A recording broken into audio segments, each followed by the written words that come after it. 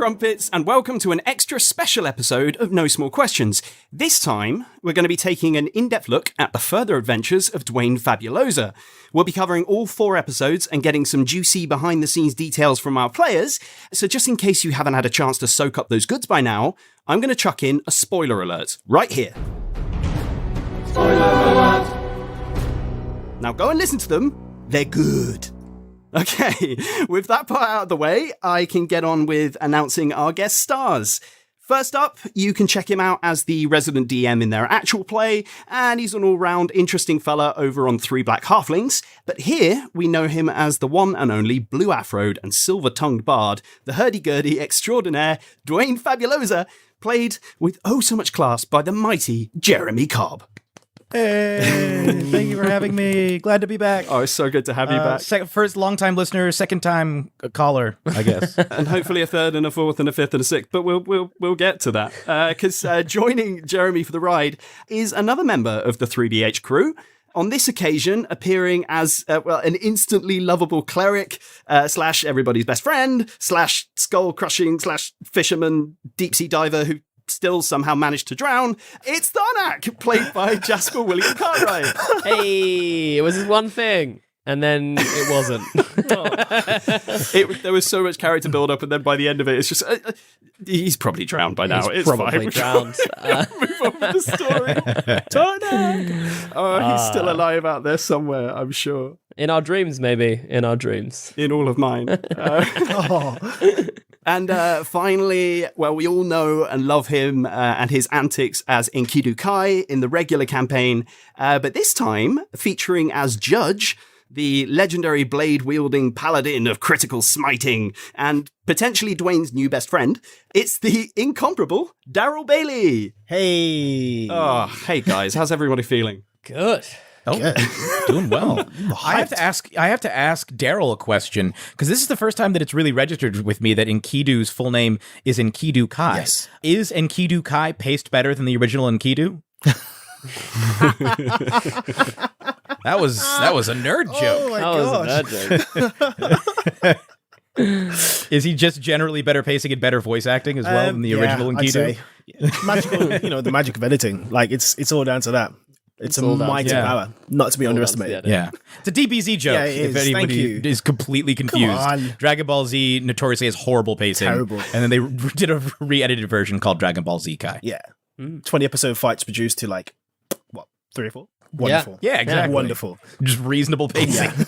Lend Me Your Energy was 1 episode. Anyway.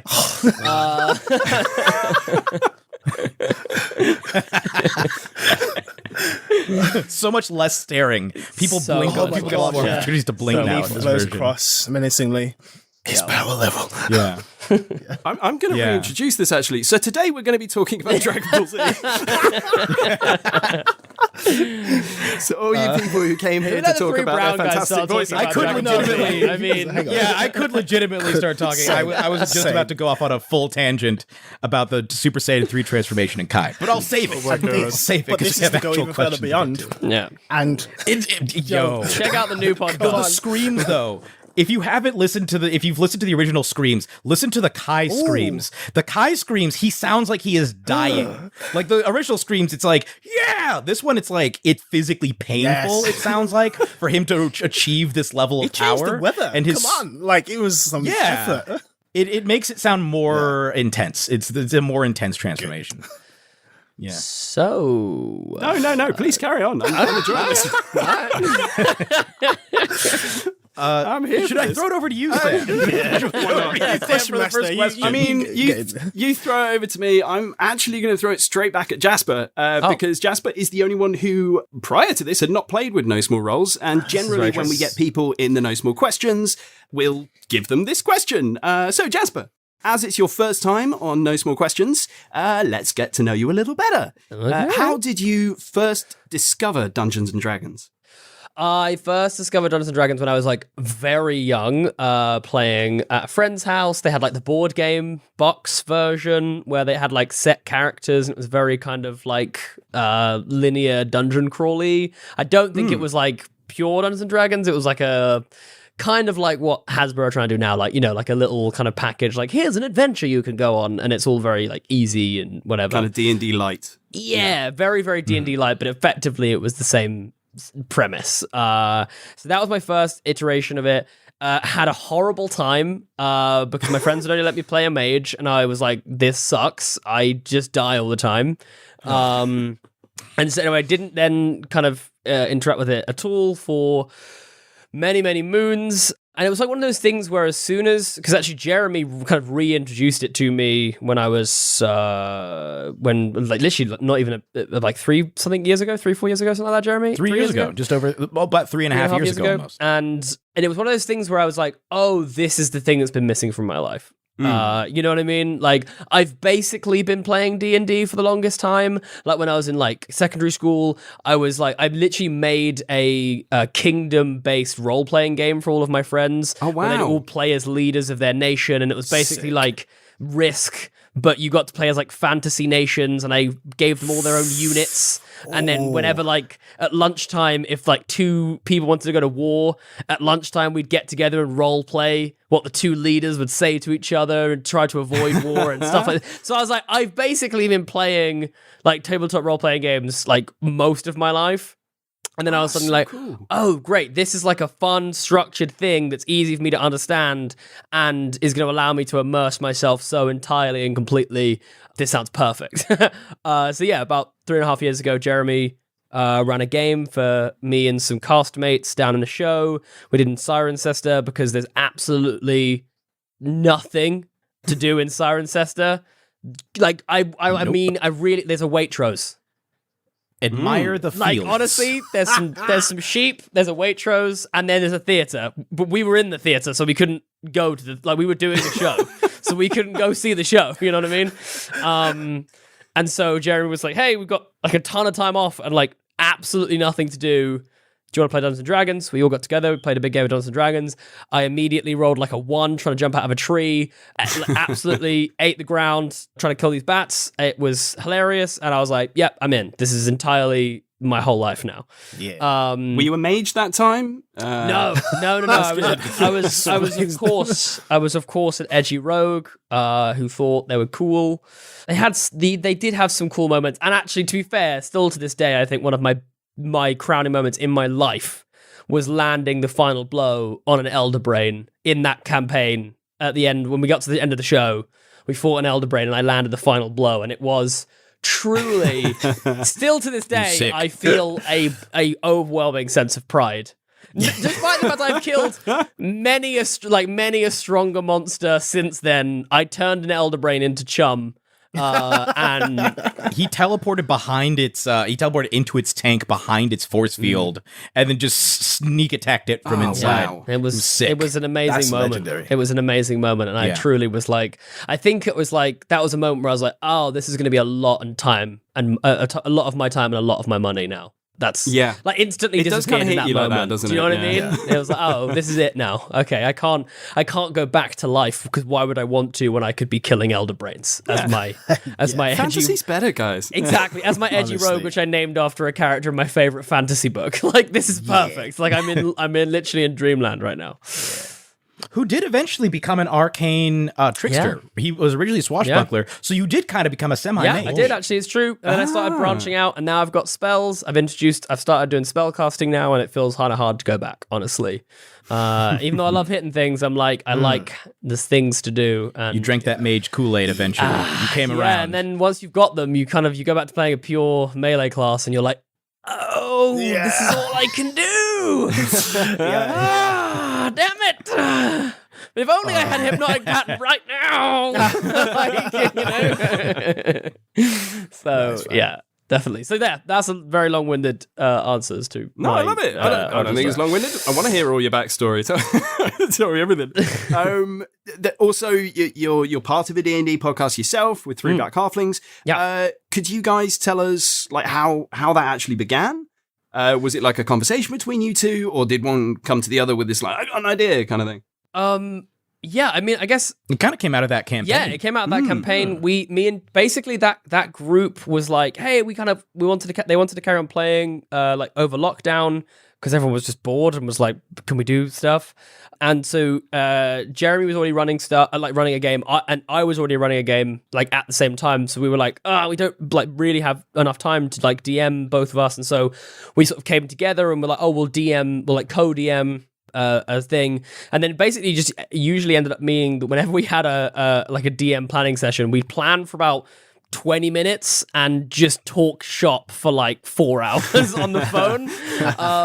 And I remember like one particular night we were up till quite late, and I was like, I feel like this is kind of like, not to like toot my own horn, but I was like, these are kind of some funny conversations. Like, we were being very silly and like, kind of taking the mick out of it and discussing some of the problematic elements. Because I think we were kind of both discovering some of those things like for the first time. Like Jeremy would go away, watch a video, and be like, "Hey, I saw this thing. This is kind of weird, right?" And I'd be like, "Yeah," and then we'd talk about it for a bit, and I think it basically just kind of, I was like, "Yeah, hey, do you want to try this as a podcast?" And then the funniest thing I always tell is the story of, I'm now referring to as episode 0, which is basically where me and Jeremy decided, we were like, right, yeah, we're going to record a podcast.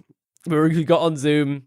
I was recording on my phone, and by on my phone, not like on headphones, I literally mean I put the phone like on my laptop in front of me, and then frequently would see like a notification on my phone, realize it was distracting me from talking in the podcast that I was doing, and so I'd like put it under the duvet or something, but, and then you just hear me rustling and be like, and then as I like got it back out to put back on the thing, and I was like, all right, and then Jeremy managed to point a fan behind him directly into his mic, so it was just like all you could hear was wind basically for like most of the recording.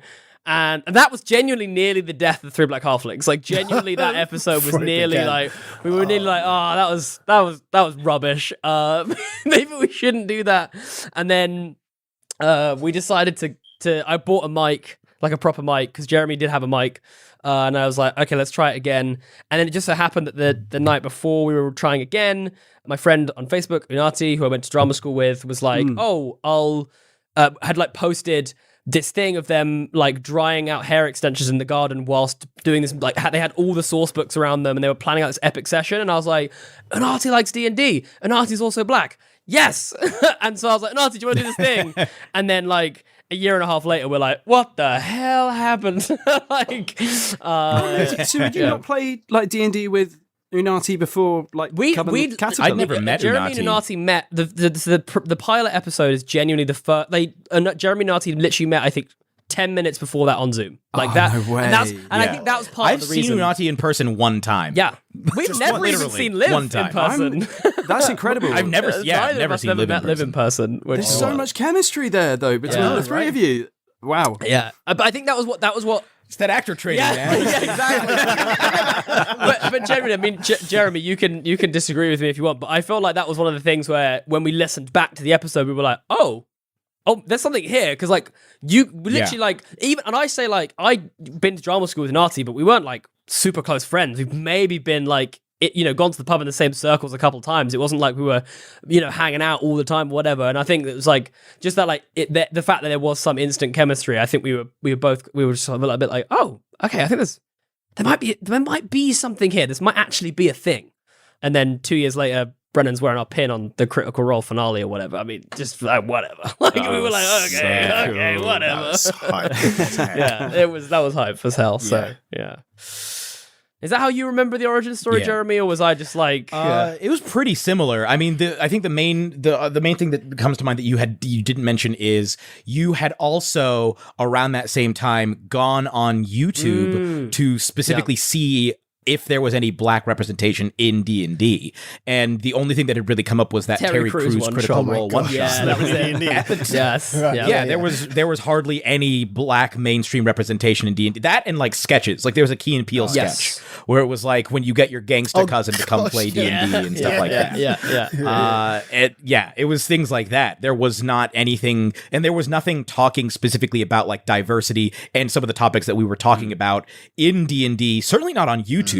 There is now, actually, shout out to Legal Kimchi, one of my favorite D&D YouTube channels. He is he's an American man of I think it's Korean, and I can't remember. It's basically Latin and Asian descent, mixed race, and he does videos about like inclusivity and like the politics essentially of Dungeons and Dragons. And also Slovenly Trolls talks about D&D from a more feminist standpoint.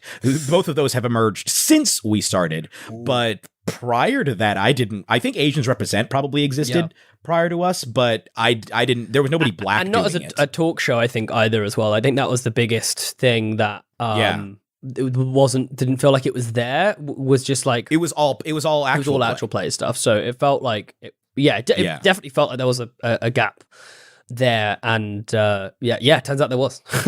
Yeah. And even adding on to what Jasper said, even before listening back, I would say in the room when we initially recorded the episode 0, it didn't, I think because we were both nervous and whatnot and just not very experienced with this sort of thing, it did not have the same flow and excitement that our regular conversations had. But when we added Unati, we definitely felt that there was an excellent chemistry there between the three of us, and so in the moment recording it was balls always in the air with you guys. And I think generally the balance is always better when there's 3 of us in the room. We always found we've done episodes where it's just been 2 of us, and but I think generally they've gotten better since episode 0. They got a lot better. Let me tell you that the audio quality is better, that's for sure. Like we got some good mics. But even like I think I completely agree with Jasper that the best episodes are the ones that have 3 of us as opposed to just 2. But even the 2, I think when there's just 2 of us, I think even those episodes, the level has come up along the way. Hey, you're just pointing your fan in a different direction. They're perfect. Yeah, I have a fan on right now. I've just gotten better at hiding it. I bet nobody knew. Well done. Yeah. It's all about we got these fancy new mics, which I'm like, I can leave the window open. It's great. And you don't hear anything on the recording. I love these things. They are very fancy. I got to say, for everybody that can't see, there's like an on-air sign behind Jasper right now, which I friggin' love. My mum got me that as like a joke for Christmas. That I was like, I'm 100% use this. But you know what's really interesting though? It actually genuinely is so useful because basically the way I'm set up is that like all my screens are like facing away from the door. So the door is like there, which means that if my fiance comes into the room, she can't tell whether I'm like on a meeting or in podcast recording. And so I'll have the on-air sign on. And so she'll know if that's on, she has to be like, she'll tiptoe around the room. Whereas if it's off, she'll be like, hey. So I always put it on for meetings and stuff. And it genuinely kind of like fulfills the purpose now. So I love this thing. It's very useful. I love that. I wish my dog could read those things. That would be amazing. It'd be so helpful, right? Scratching of the door and stuff. And you could just about hear it in the background. Amazing, guys. And actually, I'm going to jump on to the next question because we're coming back to kind of congratulating you guys. So, Jasper and Jeremy, don't worry. Daryl, we're going to get to you. Fine, dude. But, thanks for... Sorry, Daryl, we just ran out of time.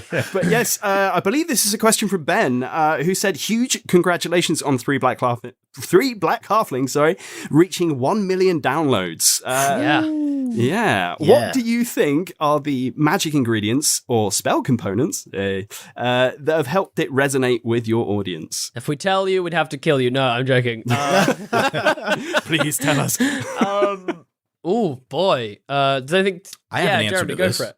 I've got some thoughts, but I think it's a combination of several factors. I think the moment at which we hit was first of all, we were filling a niche that had not really been filled at the time. Also, I think the fact that in the summer of 2020, a podcast about racial issues by 3 Black people, appealing specifically to a liberal audience, was very excellent timing, kind of coincidentally very helpful timing because it made people the audience of people who would be more receptive to a show like that even more receptive than they might have been normally. I think people were like searching to engage with material like that at the time as well. Yeah. Yes, I completely agree. I think those are a couple of the factors. I think the fact that the show involves a lot of laughter and joking around and tends to be pretty lighthearted and not not overly intellectual about the topics that were like approaching deep topics, but in a pretty accessible way. I think also makes it a lot easier to get into, that for a lot of people who might otherwise be kind of afraid of those topics or might find those topics to be like overly sad. I think those are some of the big initial points. But then on top of that, we were very fortunate to have really the first person was Rick Perry, who noticed our show, he does the sets for Dimension 20. He does the sets and minis for Dimension 20. He's like the leader of their team. And he noticed us, and he was our in to get Lou Wilson on the show, and then Brennan on the show. And then around the same time, Christina Ariel has started following us, and we were able to get like a lot of big names on the show very early on. And those people helped boost us significantly.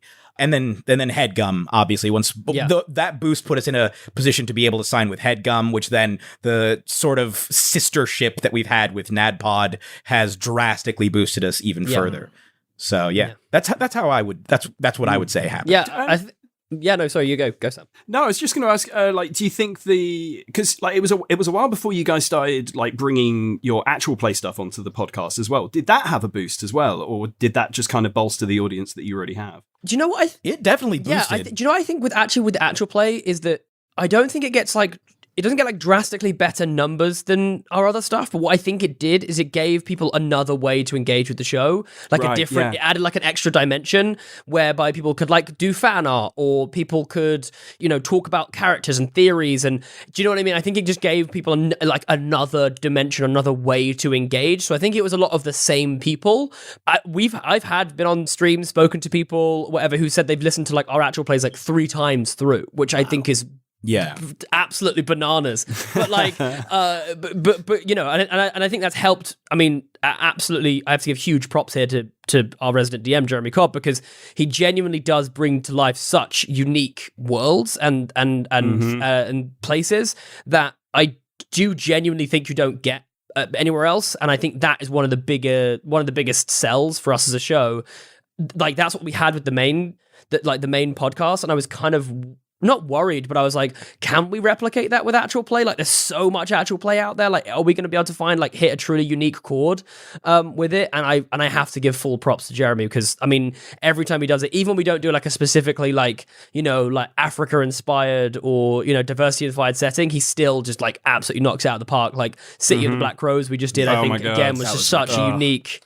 Awesome setting, and we've had big, we can't say anything yet, but we've had big people message just because they want to guest on City of the Black Rose, to be like, if this comes back, can I play in it? And these are big TTRPG people who, and we're like, I mean, yeah, of course, obviously. Nice. I think the only real boost from the actual play that we've had in terms of the actual numbers would be Outlaws and Obelisks. Yes, definitely. And that was because of partially because of the involvement of Emily Axford from NADPod. I think that she brought a huge number of NADPod fans. She was so good to listen to as well. I love the character that she came up with. It was absolutely incredible.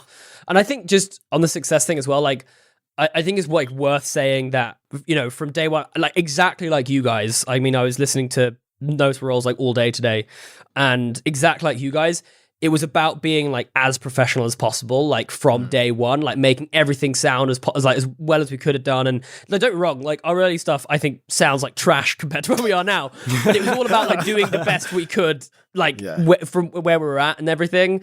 And we were very, very lucky to have Jade, my fiance, who put so much time and effort into, really coming up with a strategy of how we released things, and keeping all of us on top of a schedule, so that, I mean, we've literally, I think, including this week, in the last 2 years, because our 2-year anniversary on last Saturday, I think we have missed 3 Mondays in 2 years, and only one of them was out of we just don't have time to get something together. The other 2 were one was Christmas, and the other one was do you know what? It's our 2-year anniversary. We're taking a week off for we can afford.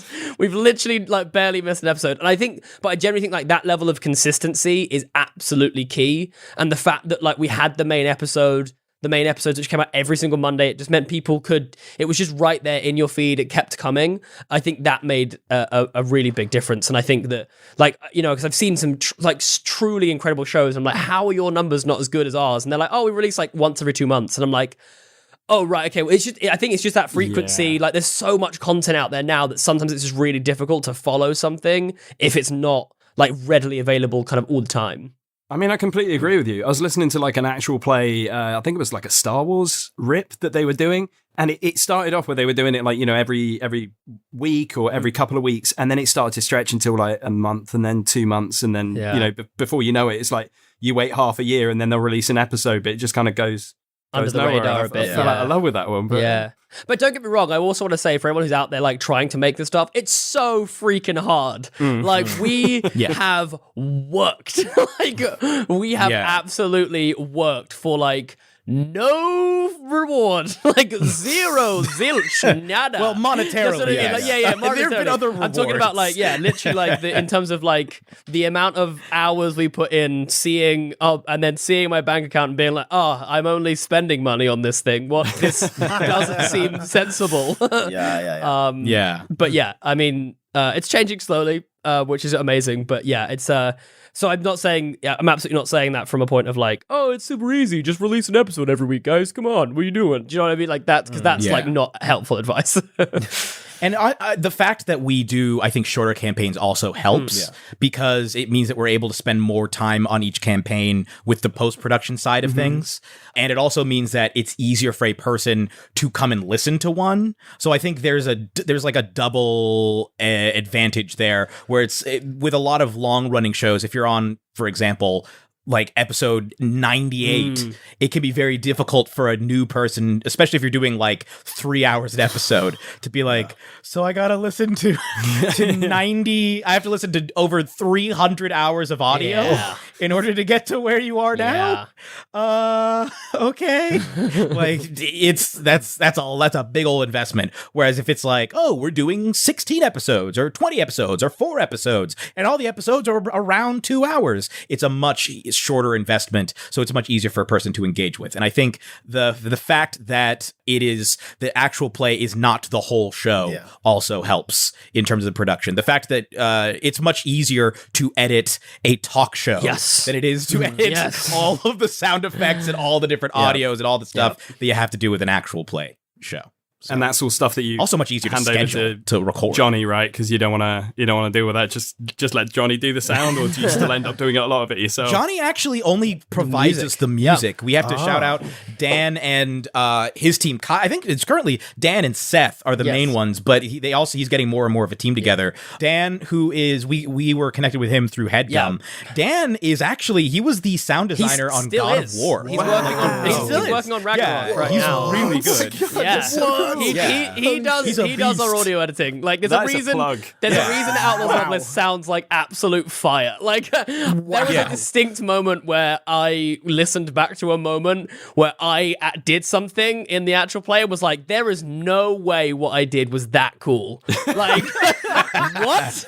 Like it was like it sounded like this super badass solo moment where I'm like, what the hell? This sounds incredible. So yeah, big shout out to Dan. Yeah, pre-HeadGum, it was all myself and Jay doing all of the editing. And the day that we joined HeadGum, and they were like, oh, we can provide you with an editor. And like my soul lifted. Jerry was on that call, and Jerry was like, I think I just saw Jasper's soul like go up to heaven. Like there were music playing. Literally, because I can see clearly now. Like it's immediately when that happened. Yeah, absolutely. But also I do have to shout out Johnny because the level of the music.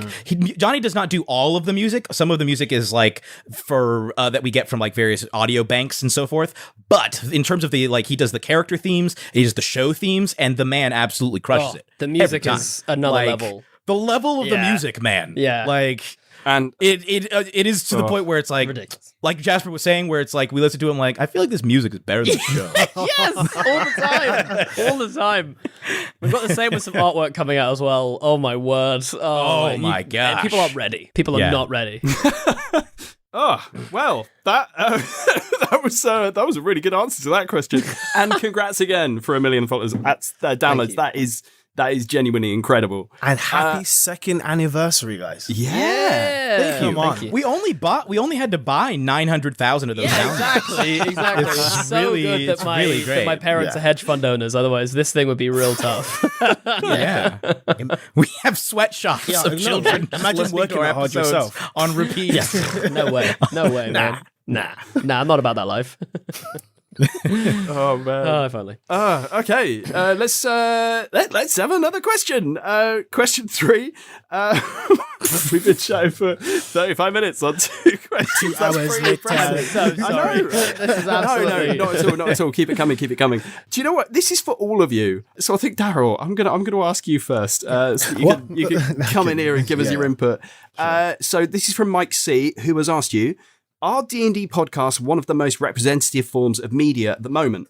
You know, pretty much every podcast seems to have a mix of races, genders, sexualities, etc., because that's what the players want. What are your thoughts on this, Daryl? I say yes. I mean, like, I feel like with podcasting, like, the power is entirely into your own hands. Like, how I started with No Small Roles, I had, similar to Jasper, I was on my phone, on a shoebox, recording something. You had a desire to do something and put something out there that represents you and what you believe in and what you stand for. And then you can easily find the means to do it with a Zoom, Audacity, and the internet, like most of which are free. You can actually put that out there. And there's a good community for networking in the podcasting world. So I said, yeah, more so than like most, other than like TV or maybe YouTube, but like podcasting, I think if you're seeking for that kind of like representation of yourself, like, it's easier to find versus, yeah, like I said, other mediums on the internet. And I suppose it's the case that D&D is so weird and wonderful. You can put anything into it. You can go for any, outside of your own as well is encouraged. That's the whole point. You're supposed to make it immersive, make everyone feel comfortable in this world. I'm going to open out the question to Jasper and Jeremy as well. I would say, yeah, I think it is one of the more representative forms for sure. I think that there are plenty of podcasts that we don't know about that are not particularly diverse. But I think what it is because it is ultimately, in terms of actual play, at least, a performative medium, you're going to skew then towards actors, which means you're going to skew towards people who are probably more left-leaning, which means you're going to see many more sexualities, gender identities, and races represented on average. You're going to see people who are more interested in trying to do that. I think the fact also that we lack the same gatekeepers that you might have in, say, the acting industry in terms of like auditioning for things, because those gatekeepers don't exist to the same extent, and you can just make a podcast with your friends. Yes, I would say that the answer is yes, and that is mainly why, in my opinion. I think that I would say, like, yes, with a tiny little bit of no, which is purely that I do think that a lot of the people at the, like, very top, a lot of, like, the most well-known people, I think there is still a slight lack of diversity in that pool. And I think that the one thing the one kind of, like, caveat or concern that I have is I do feel like we are still in this slightly old thing with TTRPGs, gaming in general, where there is, like, it's not so much there's gatekeepers, but, like, because, for instance, like, I've met a lot of the, like, bigger people in TTRPGs. We've interviewed a lot of them, and they are, like, truly the most wonderful and, like, amazing human beings. Like, Matt Mercer genuinely is one of the nicest freaking human beings I've ever met in my life.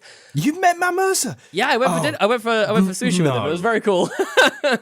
Yeah, we also had him on. We had him on the show as well. Yeah. Oh my god. Yeah. Extremely cool. I haven't listened to that one yet. You gotta go check it out. It's a good app. It's a really good app. Oh my god.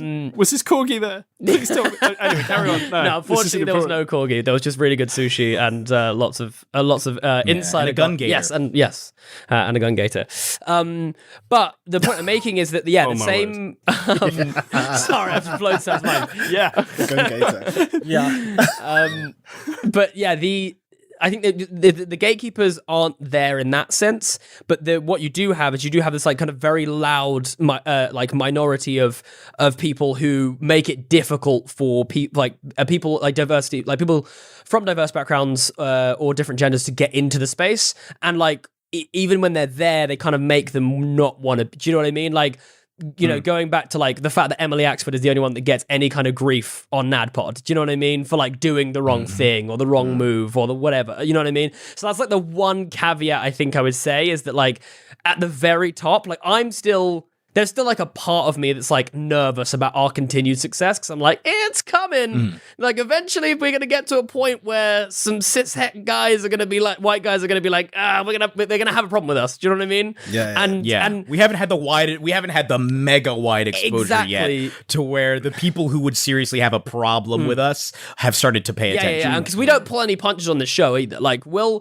what I mean? We're straight calling people out. I feel like we're less nice than other people are. Where they're like, hey guys, you know, this is for everyone, and we're like, nah, if you're racist, fuck you. Like, we don't. Do you know what I mean? We're not like, we don't mince any words. So that's the only tiny caveat I'd say is that this small vocal minority, which, you know, I think is changing, and a lot of people are working very, very hard to change, is still present and can be a little bit of a friction, I think, for some people going to like the next level, you know what I mean? And like having people go to the next level. But we've got great people like, you know, Critical Role who are championing, you know, people like Abria and stuff like that all the time and elevating them, which is amazing. So yeah. Yeah. Oh, thank you guys. Okay, let's go for what I think it's probably time that we talk about the Dwayne series. Oh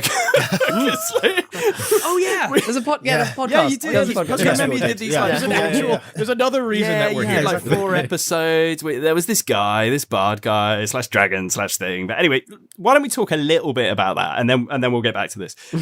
So Jeremy, we're going to have a question for you first. This is from Ross Meikle, Rhymes with Treacle.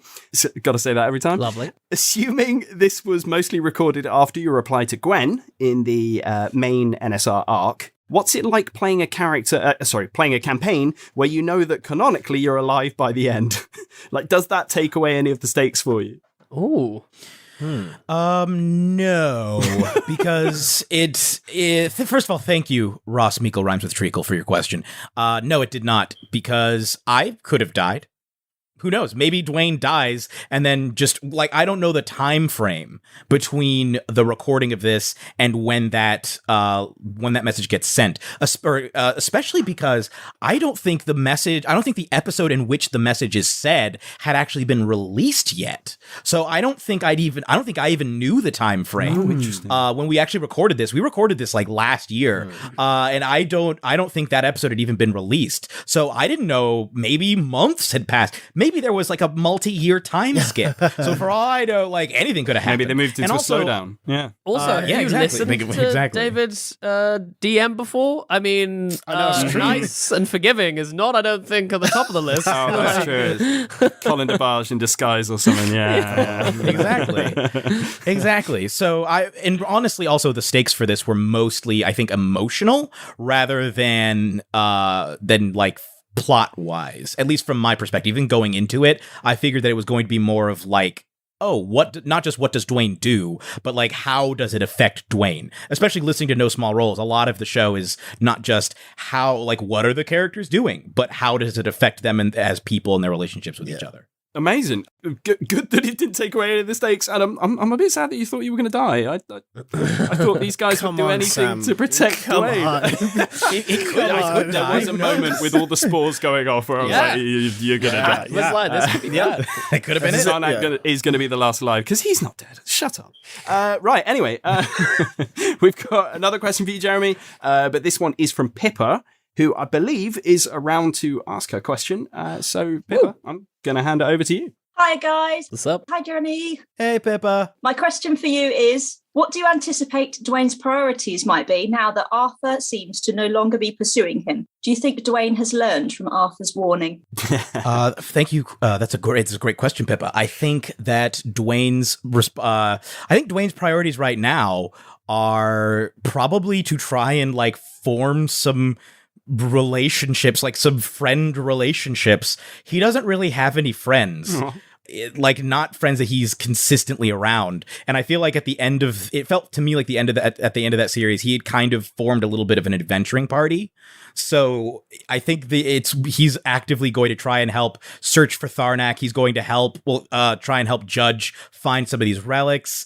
He's like, I think it's like, oh, okay, yeah. I think that's kind of what he's going to do in the short term. And whether he has learned, I think that's going to be a process. I think Dwayne's default has been lying just to get his way and to get out of things for so long that it's going to take a while for him to sort of rewire his impulses. But I think in the long run, hopefully he will. Hopefully. Because I remember you saying, like, you talked about this quite a lot in I think it was like episode 3 when you were having that conversation with Arthur and before with Triff, where it was like basically the core of Dwayne is his fear. And it was his fear, his, how scared he was of the situation that led him to run away all those different times. So do you think that's now something that he's actively combating, is like, don't be afraid, have people around you kind of thing? Yeah, he doesn't have that thing hanging over him, and that's where he's like, oh, I can sort of settle for a little bit and explore just being a dude, hanging out with people and being a person and not being afraid all the time. And I think it's going to take a while to kind of recover more from that. But yeah, I think that's kind of I think recovery is like his next step. Okay, Pippa, you got another one, I think. Thank you, Jeremy. My second question goes to all three of you, I guess. Collectively, was there a conscious decision to play characters of different classes to the main No Small Roles characters? Oh, I can say for myself, I don't think I did. Did I? I don't think I did. I'm pretty sure I just chose a cleric. I can't remember now, actually. It's been a while since we recorded, but I don't remember it being a conscious choice. And I think I had quite a fun flavor for the character that I came up with. So I was like, this is what I'm going with. So yeah, I don't think it was. I mean, I'm guessing, was it for you, Daryl? Definitely for me. I know this is like the second or third time we've had like a little mini campaign aside from like the main campaign. It's nice. I've been playing Enkidu for almost 2 years now. So it's nice to like have someone that's a little different. So yeah, most definitely. For me, I played Dwayne as a bard because he was a bard. He was already established as a bard. So it was just like, yeah, I just played him as a bard because that was what he was. I love that. And I kind of wondered, did you guys choose characters that could potentially see through Dwayne's lies? Because I noticed both of you had really good insight. I did wonder whether you were like, right, this is a Dwayne Fabulosa one. He's got that silver tongue thing going on. I'm gonna read through his bullshit. This is very funny, actually. I don't think. Do you know what? I do think I definitely knew like enough of Dwayne's character where I was like, this could potentially be like something that comes up. But I think I just had naturally very, very good insight because I was high wisdom as a cleric. So I think that was what it was. I don't think it was a conscious choice to see through any of Dwayne. It wasn't any metagaming on my part to be like, thing is, it didn't help me anyway because Tarnic is such a like just forgiving and just like go with the flow dude anyway that I really don't think it actually would have made a difference even if he. So I mean, I think every time he knew that like Dwayne was lying, he was just like, yeah, but if you could just be more chill, like it's fine. Yeah. I'm not angry. Just be more chill. You know what I mean? Well, yeah, you did like a hand on the shoulder moment. It was really cute. It's like, hey, I know you're lying about this, but it's cool. Yeah, it was so unbelievably calm about the lying. I would have been like, what the hell, man? Yeah. In stark contrast to Juna when she found out about it. Yeah. Man, I didn't either. I mean, thinking back to. I edited a chat between David and Jeremy about the creation of Dwayne. I was like, what? This character's broken. You'd have to roll, even on a natural 20, most characters won't be able to see through his deceptions. I mean, I thought there's no point. I'm not going to bother. But I wonder if I created Judge with that being one of his functions to see through his bullshit for some roleplay thing, I think I'll be capping his potential to be a character of his own right rather than being an accessory to Dwayne's journey. Do you know what I mean? So I knew I just wanted to create a character that has a sense of duty, who is different to Enkidu, a bit more open and friendlier, and has like his own personal mantras to help people. So whether they're lying or not, he will still have the pure intention to want to be a friendly and caring person. So no, it wasn't a conscious decision to want to try and see through his bullshit. It's just a happy accident. Yeah. Whereas my mission in life is to be an accessory to anything that Jeremy Cobb does because he does great stuff. So that was absolutely my intention, was just to be a cool compliment to Dwayne Yeah, Fabuloso. not a bad place to be. Yeah. Exactly. It's a great. If I can ride on this guy's coattails for the rest of my life, I'm fine. Like I'm chill. I'm going places if that's the case.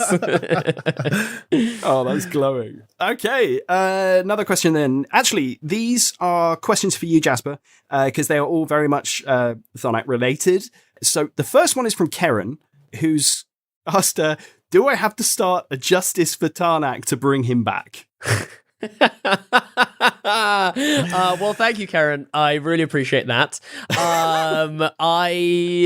Look, listen. If this is what the people need, if this is what the people want, it's what the people will get. I genuinely think that Tarnic might be dead purely because I think it's more funny that his whole thing is diving and fishing and he drowns.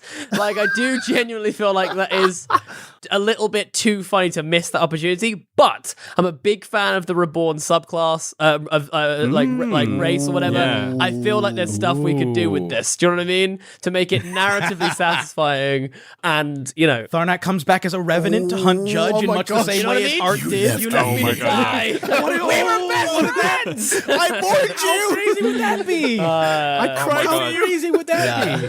I would genuinely listen to a campaign where Vicky's character, the barbarian, I can't remember the name now, but is like chasing Dwayne, Valerie. has decided Valerie, wants to destroy the dragon, and then you've got Tarnic and Judge running to the other side of the world, and we'll just flip between the two. I've become Dwayne. I hate myself. Yeah, you're on a mission to find Dwayne to help you take down the murderous The pivotal episode, the pivotal scene is me therapizing a Judge. Like he's on a couch and Dwayne's sitting there with some glasses. So how did that make you feel, Doc? Empty inside. Oh my god! Yeah, I would be on the picket line for justice for Tarnic. 100%. Another question then about Tarnic from me this time. So, are there any plans for the further adventures of Tarnic the Drowned? And if not, why not? I'd genuinely love to think Tarnic back. It's so funny that I never do it intentionally, but my characters fall into like one of three very distinct categories, whether I like it or not, which is either kind of like lovable, like very naive, slightly childlike person, complete and utter asshole, or like showman, bravado, or whatever. Like, I don't think I even intended it to happen, but just immediately as soon as I opened my mouth, Tarnic, I was just like, I love Tarnic. Oh, he's so lovely. And I think I kind of enjoyed the idea of just making an orc just really lovable and cuddly, if not slightly, vicious and when he obliterates a man's head. But with the best intentions. I think it was. I still stand by it. I think it was the right thing to do. Honestly, like if if your friend gets bitten by a zombie, I'm sorry, you gotta take care of the problem before the thing spreads. If more scientists did that, less zombie outbreaks. You know what I mean? That was a very defensible head I think it was a very defensible head smashing. 100%. And then when he stood up after that, you were like, oh, hey. Yeah, that was when I was like, okay. But then you banished him. Yeah, you did. That's the other thing. You stayed to clean up the Banished mess. him, heat metal, he just evaporated. Yeah. That was some other dimension. Good that was a good combo. But no, I would love to bring him back in some way, shape, or form. Because I mean, he's definitely up there with one of my favorite characters that I've played for sure. And I barely got to use like any of his abilities as well. Like there's a ton of stuff on there. I remember I was listening back to the episode today and lamenting about how poor my spell choices were when I prepared for the day, because I was like, man, I just picked all the least helpful stuff except for banishment. That was clutch. Yeah, that was good. I've got a real image in my mind now, and it's kind of like BioShock, like Big Daddy style, but like Tarnic coming back, but like in the deep diver suit and can never take the like mask off. There's just like light growing from within. Whoa. Anyway, we'll write that one. That's okay. I'm gonna message Dave. I'm gonna make sure glass being steamed up by his breath. Yeah, I love that. Oh, we got to see like a picture of the adventuring party with like the glowing like undead Tarnic, Dwayne in like half dragon form. I'm kind of getting the vibes that like Tarnic in this iteration would like be like the unrelenting just walk, like slow walk. Do you know what I mean? Like no matter where you are, the Michael Myers. Yeah, exactly. It's just like I'm just gonna walk, but I will not stop walking. You know what I mean? You're just gonna have to. You're just gonna have to run. Sleep, Judge, because Tharnak's coming for you. I love that it's become canon that Tarnic blames Judge now as well. Like, I'm happy to accept this. This is where the group wanted to take it. I know. I take this choice. Yes, and this choice. You've learned from Judge and become a vengeance paladin. Exactly. Yeah. What have I done? The name is on your blade. Oh, beautiful. And finally, for you, Jasper, from Grace, this is, do you actually believe Tarnic is dead? Which kind of, a little bit, maybe not. The answer is clearly yes. I mean, she's a great believer that no one's dead until a dead body is seen. And although David did kind of mention, like, it takes you a long time to find Tarnic, he didn't say Tarnac's dead body. It was, it takes you that long to find you. So I'm saying you could still be alive. I just very badly scratched up by vines. Look, I have my own theories about what is happening to Tarnic right now, and I think David has his own theories. No, in fact, David knows what happened to Tarnic, and I'll tell you what I'm going to do, Grace. Great question. I'm going to hit up David after this. I'm going to find out for you, and then maybe you'll all find out. Because now I want to know. Like, I was kind of okay with it being ambiguous, but now I am desperate to know whether Tarnic is dead or not, because I feel slightly I can't feel whole again until I know the information. But I do like enjoy the idea of holding that power over all of you, where I actually know what happened to Tarnic and you don't. So but maybe, maybe in the further adventures of Dwayne Fabulosa, maybe Tarnic reappears or something. I don't know. Maybe if the No Small Roles guys want to have it back on, maybe we just have to make that happen. Do you know what I mean? Maybe that's the thing that has to happen. We'll find a way. We'll find a way. Let's not leave it vague. We'll find a way.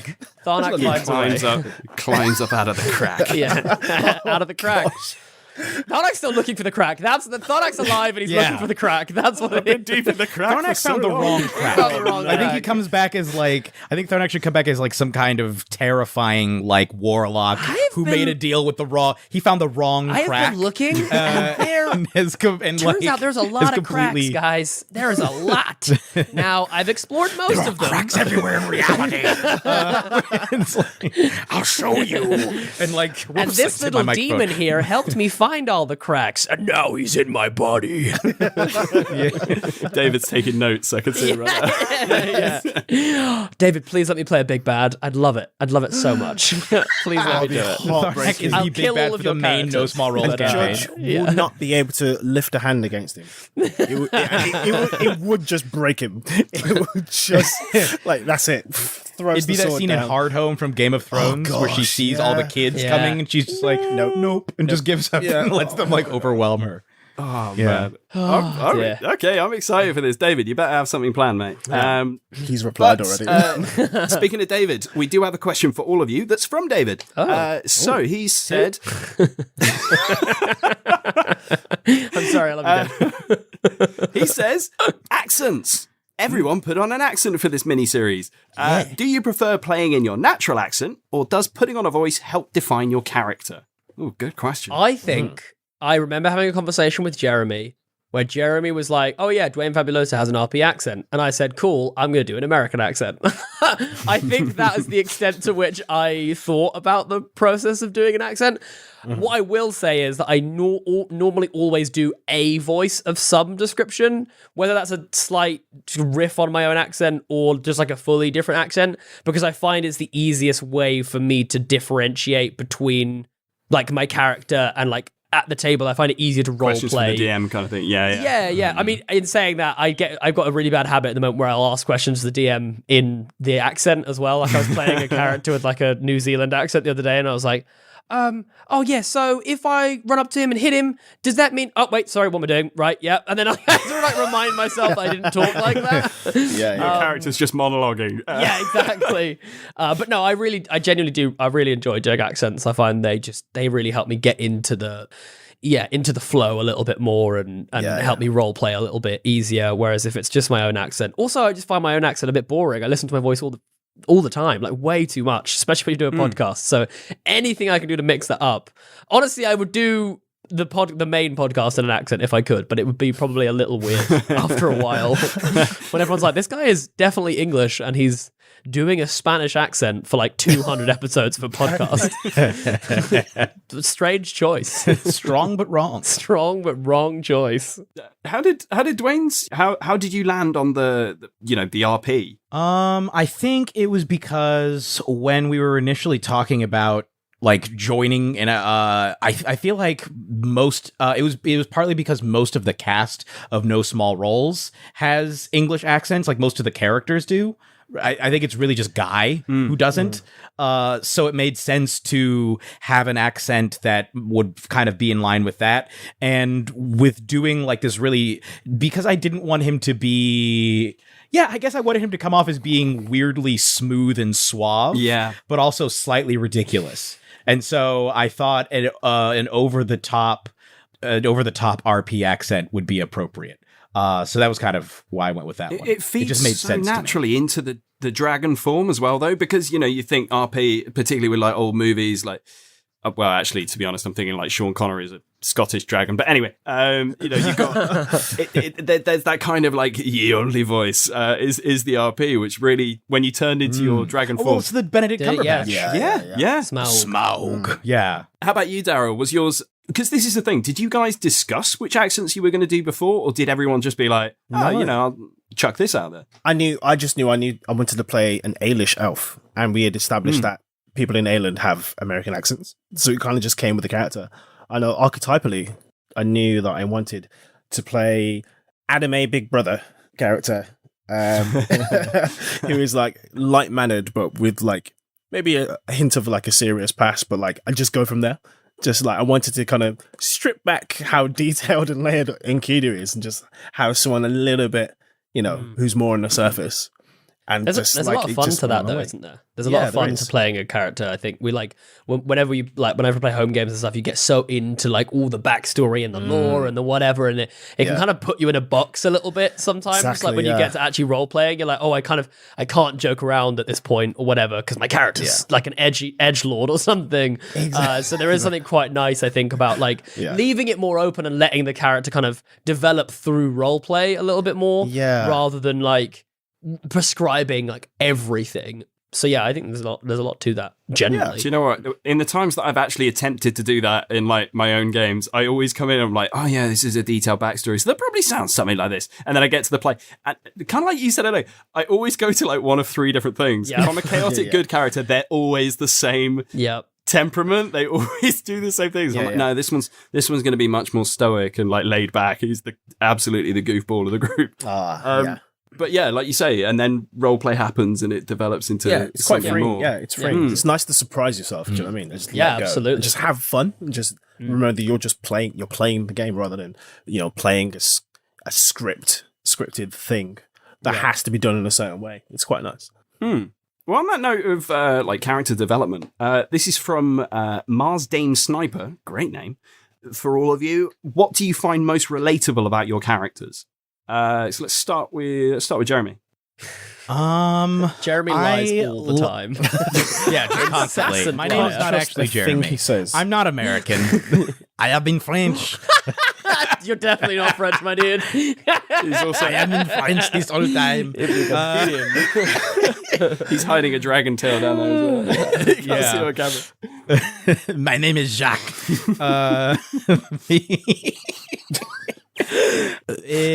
I would say, I don't know if it's relatable. It's what I like about Dwayne the most is I like the fact that he is able to convince people to like him even if they have every reason to dislike him. I really like his ability to get everyone on his side almost all the time, and I wish that I had that. Yeah. I think that's, but the degree to which he's a bulldozer of charisma, and I really enjoy that. That's my favorite part of his character, and the part that I would aspire towards the most, perhaps. Yeah. Oh, you're pretty damn charming. Oh, well, thank you. Yeah. That was Dwayne, not you, Jeremy. Calm down. Yeah, okay, that's fair. That's fair. I've seen Don't Jeremy forget the big head there, smile, guys. and the ding comes up at the corner of his yeah. teeth. All the time. Oh yeah. For Judge, oh gosh, yes. He, like me, exudes a kind of energy of, without even saying anything, like, I want you to trust me. Appearance-wise, you have every right not to want to trust me. Tarnic did. Tarnic did, which is why, He Judge did trust which is you. why Judge would be broken if Tarnic came back and tried to blame him for his death. But big guy, big sword, glowing red eye under his eye patch. He looks frightening, but he's like, I'm generally a good person, and all I want to do is help people. And in just fighting against what his perceived appearance is, with his intentions that come within, that's what I find relatable about Judge. I think mine would be. I think I generally will try and always see the good in people, unless someone's like really shitty or whatever. Yeah, they're a dick. Do you know what I mean? Yeah, but even then, I feel like I usually get over it pretty quickly. You know what I mean? And I'll be like, yeah, it's fine. And so, yeah, I think that's something I quite enjoy about Tarnic. I think, yeah, he sees the good in people and wants to believe the best in people, and I think is just. One thing I admire about Tarnic, which I wish I could be, is just way more straight up and to the point. You know what I mean? He's just oh, you're lying. You don't need to do that. It's fine. Whereas if I knew someone was lying to me, I'd be having an emotional meltdown internally, being oh, how do I handle this? I know they're lying, and how do I confront? It would be, So I know how to do it because I role played it as Tarnic, so I should just be able to do it. But I'll leave that up to Tarnic for now. Oh damn. Okay. Well, let's have a question for Daryl then. It's from Kit. So, how did it feel being one of the only non-Dwayne characters to make it through all 4 episodes? Which should be congratulated, by the way. Well done. Thanks. It is truly an honor. Honestly, I think I remember. I think it was episode 3 I think it was 3 where Judge has an outburst saying you're cursed. Everything you touch dies all around you, which led to a nice moment when Dwayne realizes comes to some self-actualization, has some self-healing, which led to a beautiful moment. But it felt like it quite inspiring to witness that transformation in someone that has such a deep trauma that they carry with them all the time, and to be not necessarily be responsible for that self-healing, but to witness it and be around that was actually quite nice. But he's wiping the sweat from his brow. I almost died. Were you kind of, as a player, were you expecting to die at some when you were seeing Aeneas getting knocked off, and then Ricky, and then even Jasper, who was brought in as a main character, not coming back? Were there points where you were like, I'm done? No, Oh, no, interesting. because Judge is the kind of guy who's I will fight to the death. Seeing the people dying all around him, oh, the stakes are really high now, but I will fight, come what may. But no, I wasn't thinking about that at all. I suppose we can flip this on his head as well and say, Jasper, how did you feel being a Dwayne character that didn't make it the whole way? Yeah, I think honestly, I had genuinely had so much fun in the. I don't think I really thought about it until I got to the end, and then was just feel sad now, and I blame Judge, and I'm gonna kill him. No, but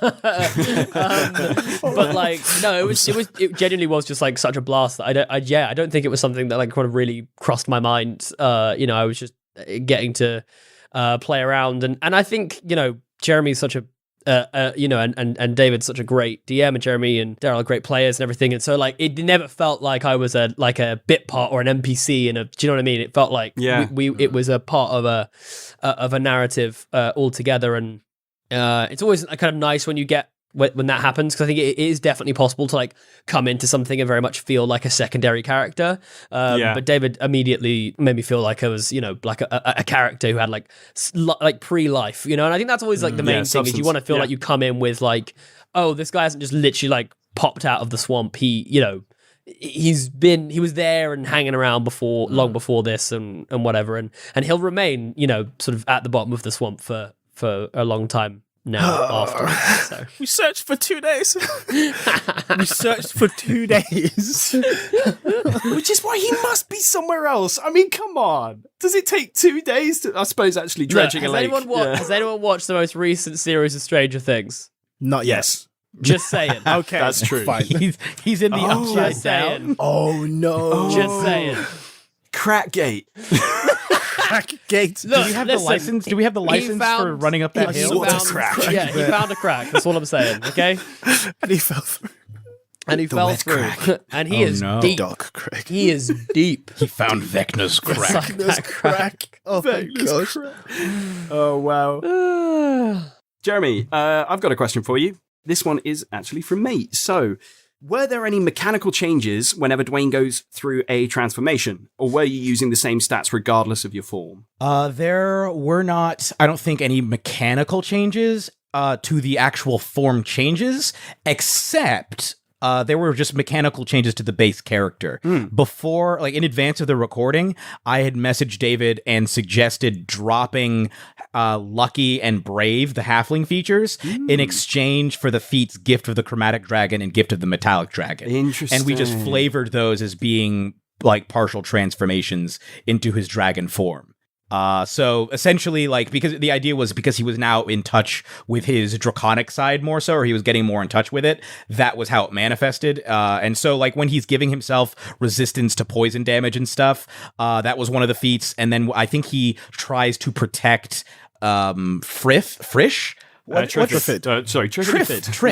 I always get the name wrong. When he tries to protect Triff with his wings, I think that was another one of his draconic abilities. So we just kind of like flavored those as them being aspects of him being a dragon. But yeah, we may have to look into like further shape change mechanics for future, but other than that, there were no. Oh, interesting. So there was no like change, scales, add to AC or anything like that. I wondered if you might go into like the draconic, like the sorcerer subclass. I can't think what it's called, the draconic bloodline or something like that. Where their AC goes up and stuff. Oh, that's interesting. Oh, maybe. Yeah, not yet. Maybe for the further adventures we in Revenge of Tarnic, we take a look at. Yes. Wow. Yes. Okay. Tarnic lives. There we go. I feel deeper into the crack subtitle. Deeper into the crack. The crack of the Tarnic. Crack of the Tarnic. Wow. This question is quite deep, actually. Jeremy, again for you, from Mike this time. Was Gwen Dwayne's rebound? Thank you for your question, Mike. No, because there was so much, only in the sense that Dwayne has sort of been rebounding for the last however many 100+ years from what happened with Art. But Gwen was not the first person that he had gotten with, nor was she the last. There was at least one other person. Plus, there was another person that I don't know if it's canonical yet, because I don't think we've ever actually said it. But I think I had pitched to David that Dwayne, when the party met him in the main series, had actually just left another person. And I don't think we ever actually named them. But there's been a succession of people. I thought that was Heroica. No, there was another one after. Oh my gosh, another Heroica! Oh my god, you're just fucking your way back to the Abbey. There was another one after Heroica, but I don't know if that's canonical. But yeah, there's been a bunch. Gwen is not the first. I will say, though, the sentiments that Dwayne expressed to Gwendolyn were sincere. I think it's one of those situations where he just hasn't been able to form the kind of long-term meaningful relationship that he's wanted to form for these reasons. So in that sense, everybody has kind of been a rebound, but it was not like a direct, like, well, trying to get over Art, here we go. It was more like, I'm trying to move on with my life. Oh no, I can't. Is he one of these people that just like kind of in a sense falls quickly then and then just moves on? They're always still a part of him. Wow. Yeah. It's just like Look, he has chemistry with everybody. So it's part of Oh it. my gosh. Nice. Also from Mike, does Dwayne's hurdy-gurdy have a name? It does not, but I may have to give it one. I don't know. Does anybody have any thoughts on what we could name? I had a name bank of names that Dwayne that I was using for. Let me see if I can find the name that he was using for the various animals. And I don't know if we could maybe use one of the ones that hasn't been used. I don't think we've used. Oh, I have 3. I have Gregorius, I have Philium, and I have Amy. What do we think would be a good name for the What about hurdy-gurdy? what about Tarnic? Yeah. Tarnic. What about Tarnic? Tarnic. he names his hurdy-gurdy. Art would be interesting. Oh. Art. Whoa, that's a good name. That's a good name for an instrument, you know. I mean, my first one that came up with not as good was Gerdrude. Yeah, we're moving on. Gertrude. Oh, Good no. See what you did there. Yeah, maybe he would either name it Art or Vandalay. Vandalay. Tempted by the Vandalay. Yeah, I like Yeah. Vandalay. Vandalay. So that's Art's last name. Art Vandalay. Oh, go with that. Yeah, that's nice. Yeah. Vandalay. It's pretty cool. Vandalay. Yeah. I like Also, Tarnic could also work though. Just All right. It's a canonical. Thank you for your question, Mike. The name of the hurdy-gurdy, I'm writing it down now, is Vandalay. brackets that. Brackets not yeah. Cool. Jasper, question for you from me. Who do you reckon would win in a fight? Tarnac, Mooti, Duncan, or Tovo? whoa. Yeah, spicy. so for this, Great they question, are all Sam. the same level in a straight up fight, not bringing in like personalities and stuff like that. On paper, who do you reckon would win? Who wins? Wait, so And I'm going to say Tovo. Spoilers for this. Yeah. For anyone that hasn't listened to Outlaws and Obelisks, but I'm going to say pre-God form. yeah, that's fine. Yeah.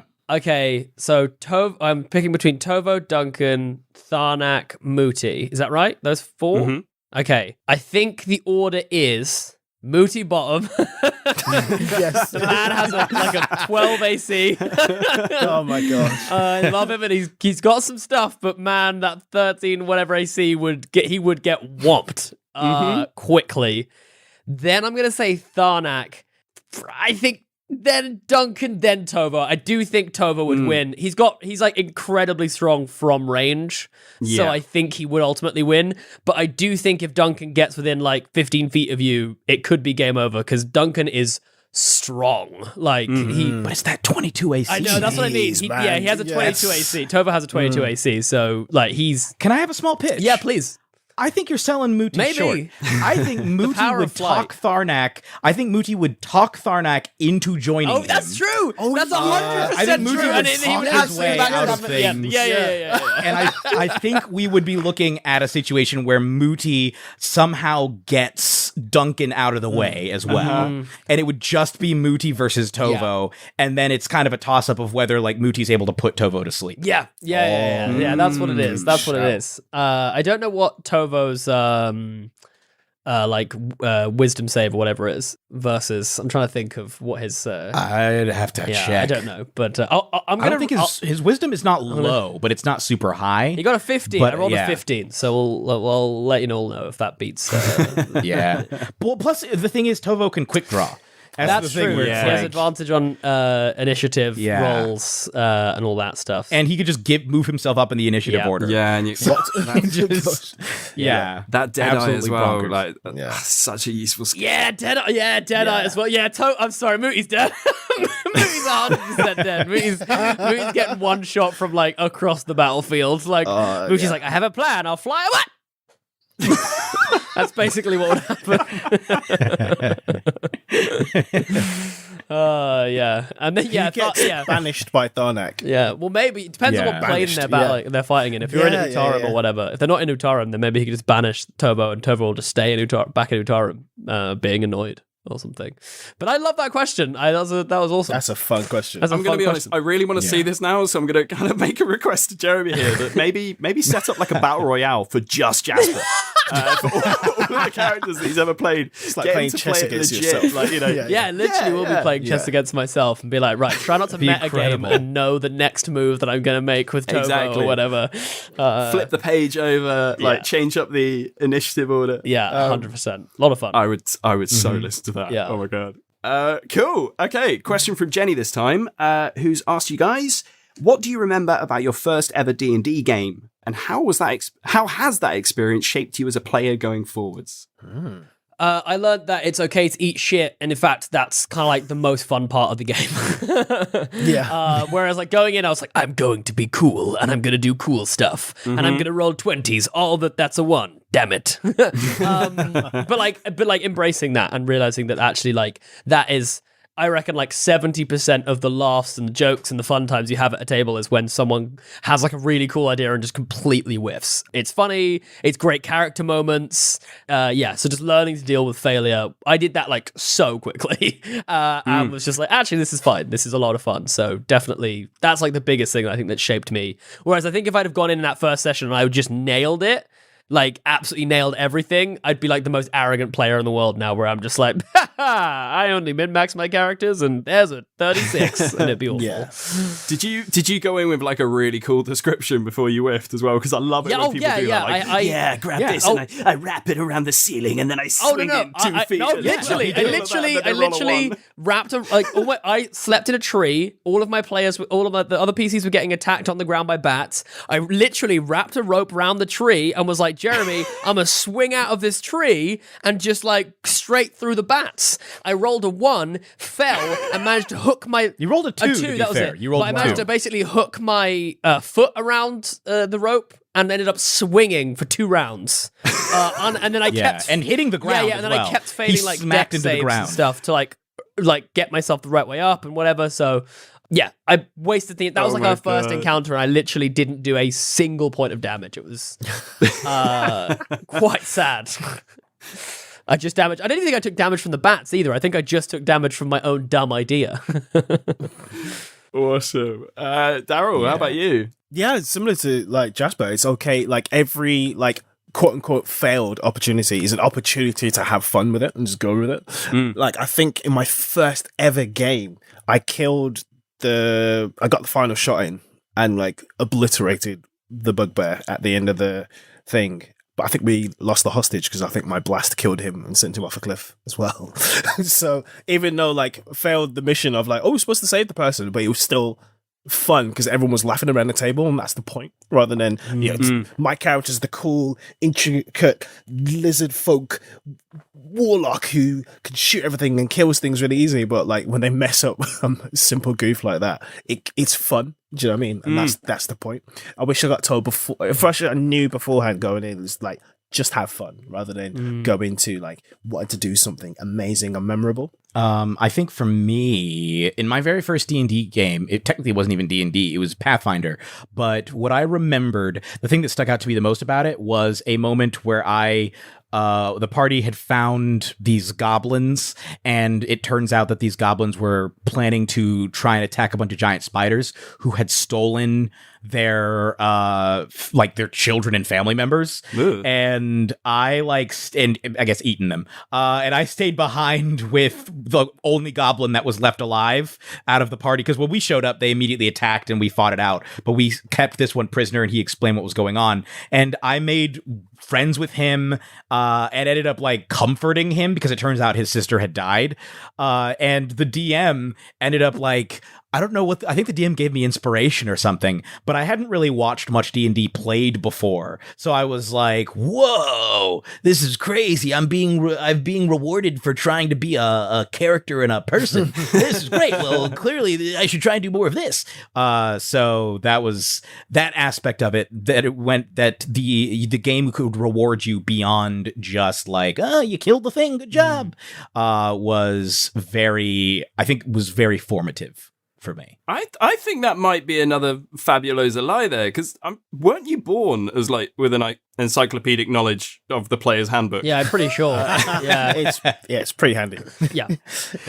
yeah. I was, in order to make it fair for everybody else, I turned off my innate knowledge of all current, past, and future editions of D&D just for Jeremy that. already for a few knows moments, what's in yeah, 6th yeah. edition. That's the scary Oh, part. wow. Yeah. Like, That's- you know what I Yeah, mean? you guys just wait. Is- You're in like, for, if you're in that's for some true, wild can I ask, stuff. is there hope?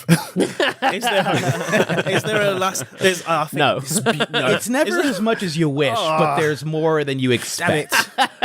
There's a thought that came as I was like, going, oh man, your Warlock episode. Of course I listened to that one. It's hilarious. But something Jasper, you said, like a tendency that D&D do, like just slapping of names from different cultures and Oh, not yeah, really that's when we're talking about the paying genie, right? dues to like, Yeah. we took this from this culture and let's like, celebrate it and have that as a thing. It's just like, it's this, and it's a world of hats because this thing from this culture, they're all act the same, they all behave the same, and they're all one thing. Do you know what I mean? Like, all these genies are really good. They're like, okay, great, that's not offensive at all. Okay. Yeah, Sure, sure thing. So that's why I asked, does 6th edition have hope? yeah. Please. Does it? There are some things that are improved. It's never as much as you want, but it's always more than you expect. There you go. There you go. That's my reply. Sigh. Deep sigh. Keep so. More improvement, please, guys. Just to clarify, we don't actually know what's in 6th No, of edition. course not, no, I just want to, just in case anyone like at home is like, "Hey, Yeah. Jasper met Matt. Did he get some insight?" I was going to say, like can't Jeremy you just Crawford. ask your mates? And, Yeah, we'll just ask our so friends. you've got a signed copy 6th from edition. Gary Gygax himself. Somehow. Gary Gygax, who's been in cryogenic, who's been cryogenic frozen this They've whole actually time. got They his head thaw in him a out. jar. That's what I'm saying. Oh, Yeah, Jasper's got yeah. connections, man. They just thaw him out to approve each new edition. And he just crosses out anything that's racially sensitive and then approves it, so it's fine. Okay, Daryl, this is one from me. Kind of leads on from something I said just a moment ago. But how did it feel playing alongside the living embodiments of the player's handbook? I got to tell you, it's incredibly handy to have someone like just in your. It's like having a coach in your corner in a fighting ring, going, "Dude, you can smite." Smite. You're like, what do I do? It's 3d8. Smite. It's 3d8. And you grip the head. Keep those legs moving. It's undead. So there's 4. I'm like, dude, yeah, okay, cool, let's go. Yep. Yeah, it's really comforting to know that, outside of like the party mechanics, like someone's got your back and it's fun. Yeah, it's really helpful. But you tag teamed on it as well, guys. Like there were times, like literally, there'd be a question about rules, and one of you would just chip in straight away. Like, Does that mean we're the arsehole rules lawyers? Is that what you're trying to say? no, not at all. You're doing it in a good way. You're doing it in a good Rules way. lawyers for good, man. We're on the side of the players. Yeah. We try and support. Yeah, that is the thing. Exactly, Me and Jeremy absolutely are like rules lawyers for players in everything. Whether like Jeremy is playing like DMing for me or I'm DMing for Jeremy, we're both the same. So it's nothing against you, David. We're not like trying to get you. We try and get each other all the time to the point where we were co-DMing at D&D in a castle, and I was sat there like coaching the other players and being like, yes, do this, kill the person that I introduced the party in the last session, do it. Like, I was actively helping the players against the DMs which was me. Like, so yeah, I don't know. I don't know if you found this, Jeremy, but doing such like genuine like deep dives into like the rules and the mechanics and everything like on like a regular basis, I really do feel like it is imprinted on my brain now. Just like the most stupid things, like underwater mechanics. I feel like I could reel off. Like, do you know what I mean? Like every single. Oh, you've been researching those, have you? Nice. It's almost like diving with my whole But yeah, I mean, What like is you our say, next you do. con score? exactly. You definitely do it to like the detriment of yourselves though as well. I think there was one point where Jeremy, you said like, oh, I have to admit to you here, Vicky, like all of these attacks come with advantage, even though you clearly didn't want that character to have to attack the thing. Yeah, when she you attacked, finally got him with the hypnotic was it the pattern or something. crocodile? Yeah. I'd finally gotten a hypnotic pattern off. Yeah, you gotta be fair, but you gotta try and support the other players. Like the issue with a rules lawyer is when it's harming somebody else's fun. Yeah. So if somebody's like, I want to do a fun thing, and the DM's like, okay, let's do the fun You're thing, like, meh. and then the rules like, actually, you can't do this thing because the rules say the blah blah, and it's like, okay, well, we didn't need this. Yeah. It's when it's like, hey, bro, you can do this cool thing. Yeah, you should do it. It's gonna be awesome. Yeah. And you think we're good? Wait till you get to play with Emily Axford. I mean, that's like that's a whole other level. Man. You say, wait, please. Like the amount of time Emily would look on the Zoom and Break be my like, game, please. Emily would look on the Zoom and be like, hey, Tova, you gonna do this? And I'm like, yeah. Like not understanding had why. strategy meetings. And then next turn, she'd turn what I did into something outrageous, and I'd be like, "Oh, snap, cool." Awesome. You guys did like strategy meetings, yeah. though. Like especially after episode Yep. 8, when things started to look really dire, and it was like, "Oh my god, how are we gonna get out of this?" Emily was like, "Okay, let's." Yeah, Emily read got the us chat. in like 10 minutes early before recording to be like, right, team, what we doing? What's our plan here? Like, okay, we've got this, we've got Yeah. this, we've got that. Let's do that. That can tag team well. Let's go. Like, it was great. Wicked. But that's crazy because Lula seemed like such a chaotic character of just like thinking up things in the. I mean, that's just acting. That's just good acting. Well, Emily is a very chaotic, I think has a very chaotic energy, but she's also very strategic. Extremely so it's strategic. like, she'll be like, wee, like flailing around wildly, and then suddenly like just snipe something and then begin flailing again. I kind of feel like it's if you've seen Arcane, I can't remember her name. Yeah. With the pink, the younger of the two sisters, main Jinx. characters. Yeah, the younger Yes, sister. Jinx. yeah. Thank you, David. Oh, I feel snap, like yeah. that's Emily's energy. It's like Jinx. Yeah. It's like where it looks like complete chaos, but like she executes everything perfectly. You know what I mean? Like every Yeah. punch, every bullet, every whatever is perfectly placed. It's just that it has this kind of like, which is not a nightmare fuel for a DM because you're like, oh, it's fine. Like, you know what I mean? It's like you think you're in control of everything and the wheels are coming off. But then on the flip side, you took all that control away from her, Jeremy, with the whole like the god incident. Oh, man. so That was- funny, man. that Like was way to kick wild. the like misery in her voice after that whole like despair. Yeah. I had asked her, well, the thing is, I had asked her in advance for that information, and she just never gave it to me. So I was like, I mean, I'll try and come up with something. And that was what I came up with. It definitely hit harder than I expected. But if you want to hear an example of Emily's incredible planning and chaos in action, you should go and watch Starstruck Odyssey, the most recent like main cast season of Dimension 20, or just watch the video on YouTube, Operation Slippery Puppet. It is because that's the scene specifically. Is that the one with the cannon? It's the one with the plinth. Plinth. Oh, right, okay. 'Cause there's one with the cannon when she does like triple digits. Oh yeah. What? That one was not planned. no. Operation Slippery Okay, Slippery Puppet was a full-on like heist that they pulled on Brennan. That they completely tricked him into, and it was completely. I have no idea how they managed to predict how it was going to work out, but it completely destroyed all of his plans, and it was amazing. Well, I know what I'm doing tonight. Yeah. Yeah. Go check it out. Yep. Okay, another question while you guys are having a little YouTube scroll for that one. This is from Stuart Townend, and he's asked, what are the top 3 things you'd like to see more of in D&D? So either in general or to specific campaigns that you take part in. I think for this, let's, everybody, if you mention one, let's come up with like one each, and hopefully we all agree on all of them. Go. Decolonization of the world of D&D. That has to go. Hell yeah. More of that. More decolonization. Yeah. I got one. I will jump in. It is that Eldritch Blast and Hunter's Mark should be made class abilities, not spells. Thank you. That is a good one. Thank you.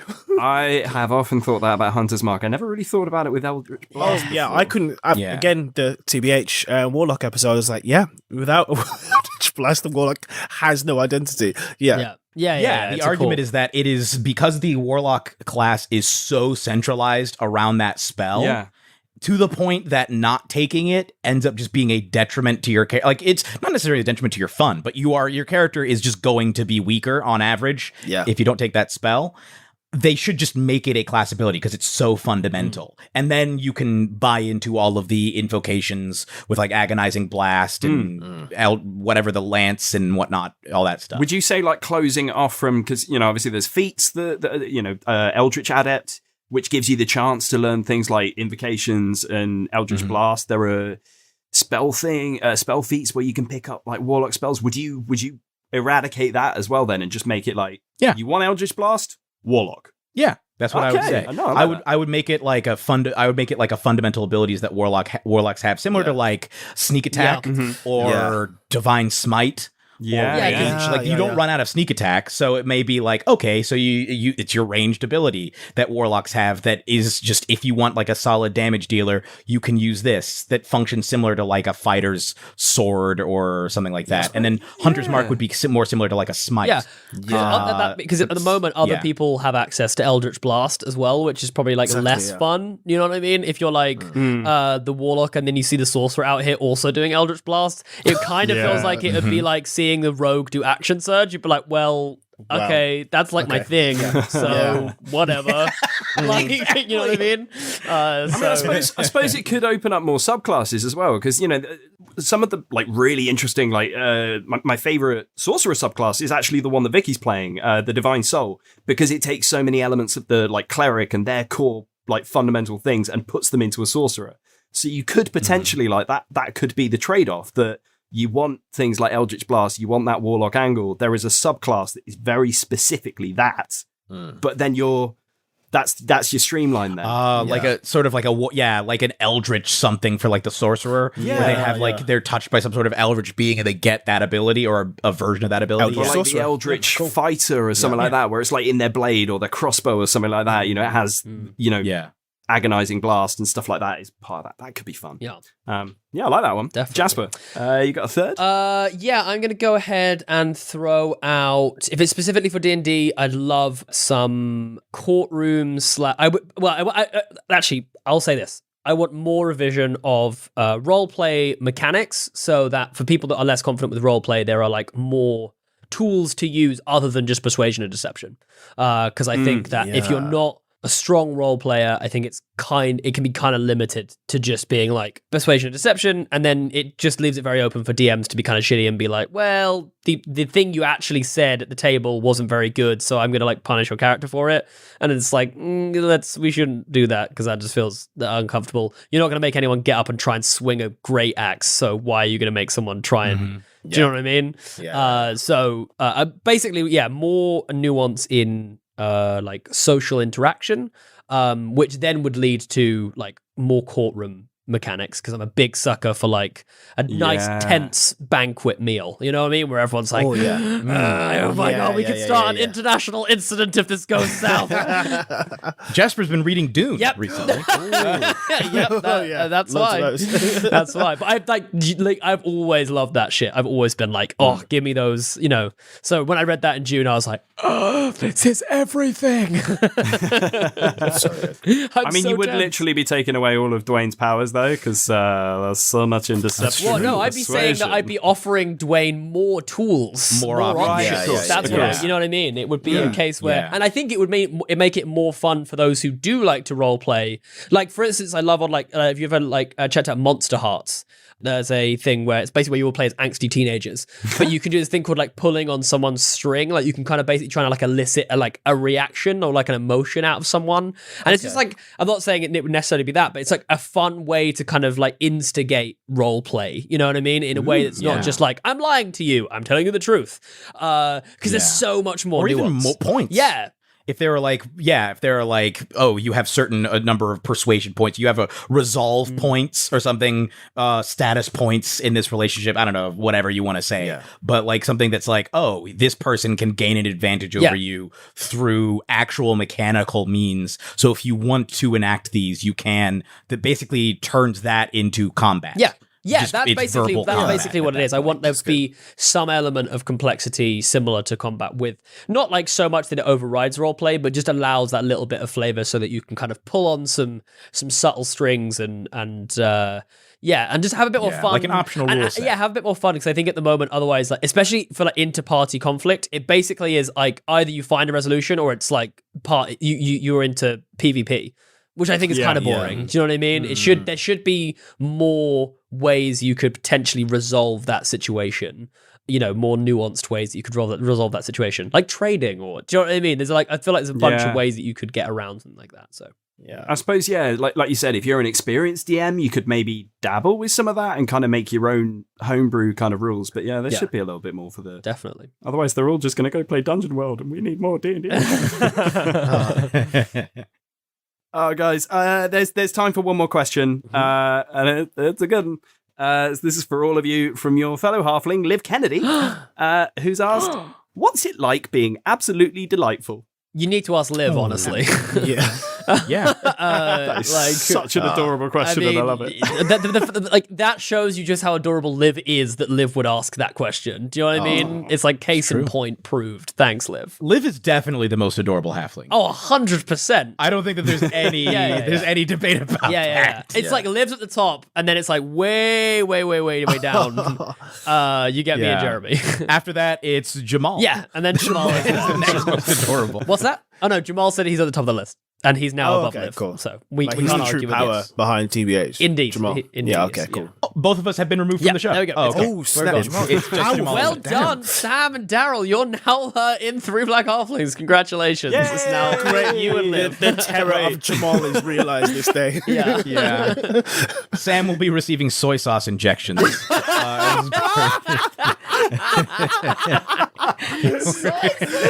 all the things. So, prepare for that. So we go for Definitely light cut or back dark. on the sodium. That's like a big question. We go for light or dark Juice soy. salt as well. Now you got to bring maximum salt if you're going to be on 3 Black Halflings. Oh, we yeah, get salty. right. We get salty. Oh, man. Whatever it takes, guys. Whatever it takes. Oh, man. Some black eyed peas to go on top. That was funny, man. Jeremy. Well done. That's good. Yeah, that's good. Oh, brilliant. Right. I think... Is that how you imagine that last question going, Sam? I know, right? And let's wrap up. Sam was like, why didn't I end this one question earlier? God damn it. I mean, are there any questions that you guys have for each other? I suppose maybe we got a little bit of time for that. Have you got one burning question? You can ask one person one question. Go. Oh, man. I will ask Daryl what it was like having 2 complete nincompoops like me and Jeremy come in and mess around on your show. Like, was there? But genuinely, was there any like nerves or like trepidation with having like guests come on as such an integral part? We've had the guests as like you're joining the main cast type thing, but to have like a side adventure feels like a big deal. You know what I mean? I mean, yeah. I mean, genuinely was because I like, especially getting to play with you, Jasper, because I haven't spoken to you before the game. True. Do you know what I mean? It's kind of just like thrown in there. Yeah. But for me, that's how I like to operate performance-wise. I don't like the anticipation. The longer I get pent up, the more I kind of deflate when I actually get to do the thing. I like being thrown in there. And it's actually exciting. And because I've been fans of your show for so long, it's been like, let's go. Yeah. Dope. Very cool. Yeah. But you guys were best friends from the beginning. Now he wants to kill me, Sam. Yeah. Because he left me to die. I searched for you wanna- for 2 days. You did not check hard enough. Did anyone throw out a locate object? Huh? Just out of interest? Did anyone Didn't use have a- it prepared. Like, what do you do? You had 2 days. You could have prepared it on the second day. He was fighting vines. I thought it meant more helpful, more meaningful if I searched with my bare hands and got, dug through the mud with my hands. That's how much it Also, meant did to you me. have locate creature? I don't think I have it. I don't know. You should have gone out and found it. Locate creature is a spell in D&D. I just don't know what. Oh, it's a 4th level spell. You didn't even have it. Well, I was thinking locate object. You could use locate object because you'd know a thing that I have on me. That's true. Let's see. Locate object. Just Let me see locate if the paladins crack. even That's get all you that. need to Locate do. it's like Just do miles of locate marshland. Cool. Let me just recast. How many times I cast paladins a spell? do get 3 locate times a object. There day. you go. Locate object. And it's a Had it. 2nd level spell. 2nd level. And I But it would has have to be cast them within like twice 1,000 a day in this vast. I feel like box. we can do a soft retcon here. Maybe it wasn't 2 days. It's at 1 day for Judge to be like, right, locate object, and then redo it. Yeah. Tarnic Soft immediately retcon there, appeared David. and was Right like, again. finally you found me, thank God. Right, David, can we just start start again. Let's go right now. We'll just if we just wreck on those last 2 episodes, that'd be awesome. Tarnac's ready to go. He's on the adventure now. Yeah. because he used Oh, locate gosh. object and found Thargan. So great. Also, point of order, it wasn't canonically it was never spoken to be 2 days. Tharnak searched for Judge searched for Tharnak for like for hours, but was it then ended up hours? having to fight off a bunch of vines. Was on like he and Juna's character were on the or not Juna, oh my god, Vicky's character were on the verge of death when they finally happened upon the crack and joined Dwayne I thought in we the looked crack. after. But then, but it was an unspecified amount of time. Where did I get that figure from? And even David said part of it was because the landscape was now so different. It was like almost impossible to navigate because all the plants were gone. We were completely lost. It's just cracks everywhere. And you and locate object only worked within 1,000 feet, so we would have to be less than a half mile away from where Tharnak was in order for the spell to even work. Sounds like excuses to me. I know, right? This actually makes me sound worse. So, like, Half a mile, decent half a radius, mile, like decent radius. It was miles. Decent radius. It was a whole marsh. Can I ask, did Judge have any resurrection? Because I know Tarnic was constantly talking about, like, oh yeah, when I get to that level, I can resurrect you, and like, there's snap. ways of doing it even here. I don't think you Could get anybody till level bring 7, just do you? Tarnic? does he even get that? He gets revivify eventually. Revivify eventually. Well, at level 8. But only in the optional features, right? Is that there's a new thing where you Paladins get get more? revivify. Paladins, Okay. I think, can get up to raise dead or something like that. Oh, yeah. Because they get up to 5th level spells. But let me see what level they get. And it's an They don't- expensive spell, Revivify. You need like a diamond. They don't even get 3rd level spels until level 9. Yeah, I was going to say they build slow. They're like Tarnic had Yeah. artificers. After I do a few more press-ups, I'll have There the you have ability. Yeah. how about so let's do Daryl. Do you have a question for Jeremy? Oh, No. oh, it's hard. It's hard. I struggle with off-the-cuff questions. At the end of audition, any questions? I'm like, not until I leave the building. No. Yeah. How much can you get? I'll have 6. Then I'll have several. I'm like, can you come back to me? It's okay. I can jump in Yeah, with a please. question. Yeah. Okay, so my question for you, I had one that I forgot it, so now I'm trying to remember it. In fact, I will pivot from asking a question. Actually, no, I remember what my question was. My first question was, considering you normally play a Hexblade Warlock, which is kind of the most paladin adjacent of the Warlock subclasses, was it a big jump for you to switch from a Warlock to a Paladin, and how did you enjoy playing a Paladin as opposed to a Warlock? I felt like Judge was very much in my comfort zone of like playing a character. Because like I like utility in a character. Like that's one of my favorite class is cleric because they can do everything, a bit of everything.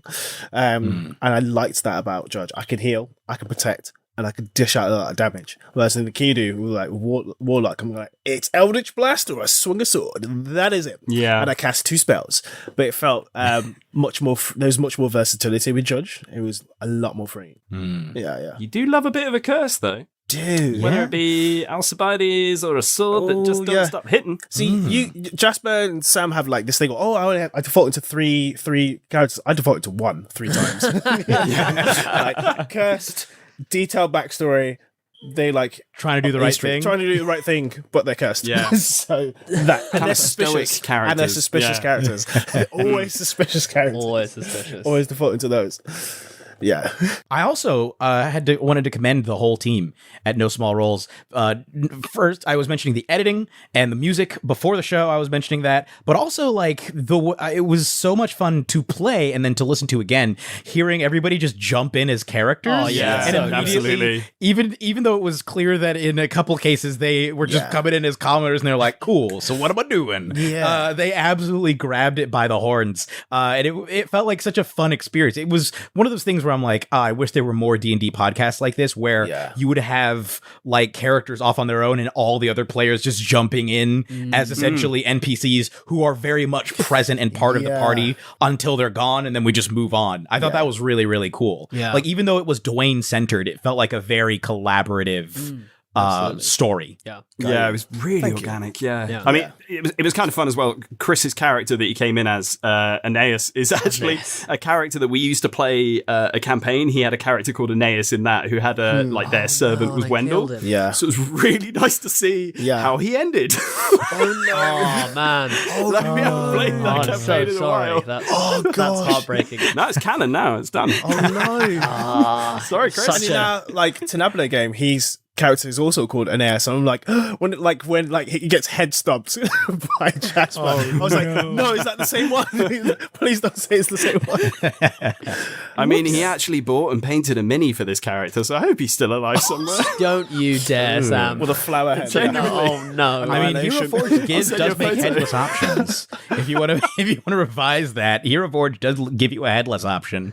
If It does. yeah. Just chew it. Pair of scissors, yeah. Oh man. It's realistic. If you're listening, I'm happy to buy a new mini. I'm so sorry. Yeah. I feel so bad. I'll buy you a headless mini. It's one with some vines growing out of it. It's all right. Once Tarnic returns Yeah. as evil, does that whole thing, you can go back. You can bring him back. I'll raise him as an undead fine. zombie of mine. Yeah. Let's do my bidding. Oh man. Right. I do have my question. I was overthinking it because I was like, because I thought, it's too cheesy. Now I'll ask it. Simple question for both of you. When are we having you back?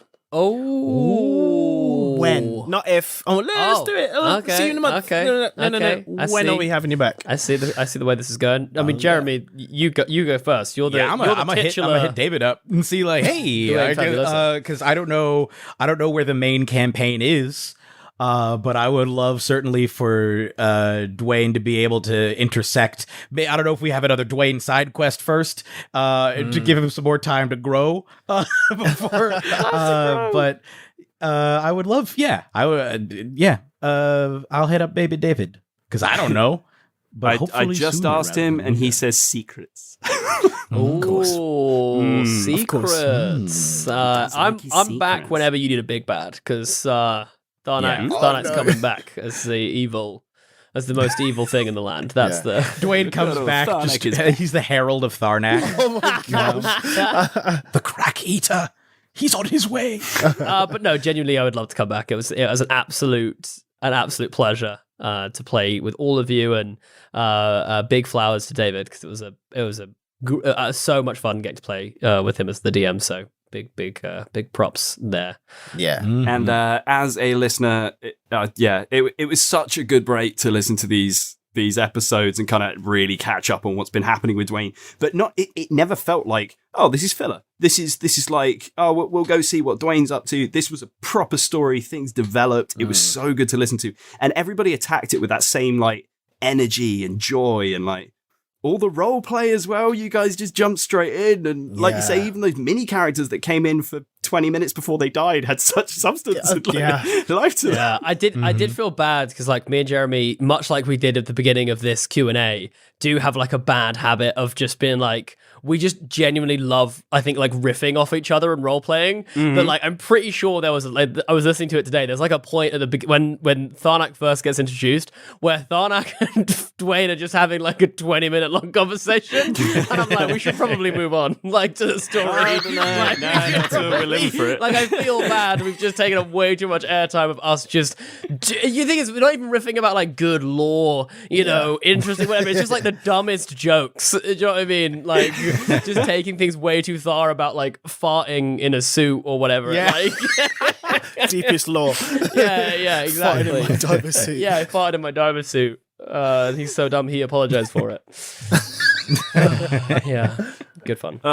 Guys, I think just because we're coming up to the 2-hour mark, which is very impressive, I think that may be all that we've got time for tonight. I genuinely think we could go on chatting for hours, though. And there's so many questions. So thank you so much to everyone who sent in these questions for tonight and for your continuing support of the show.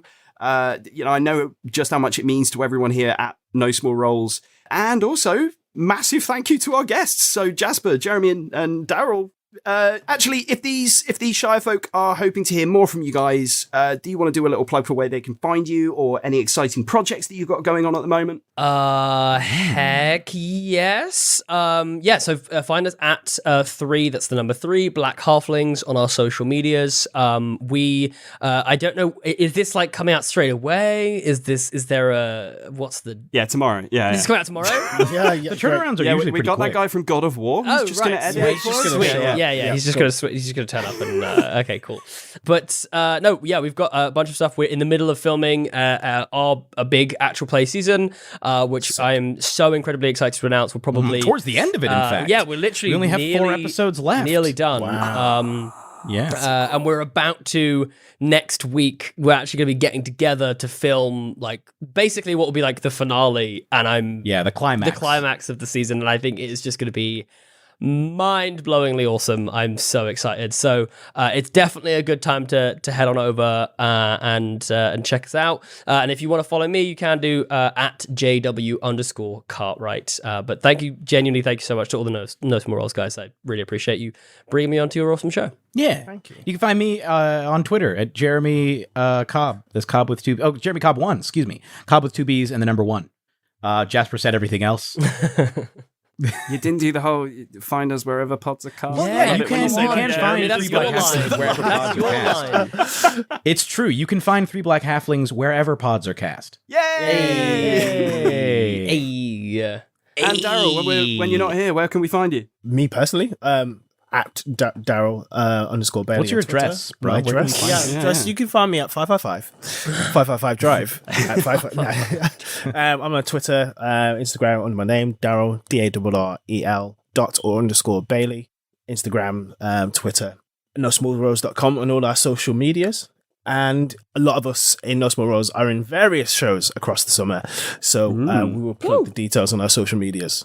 Come see this boy in the flesh. Yeah.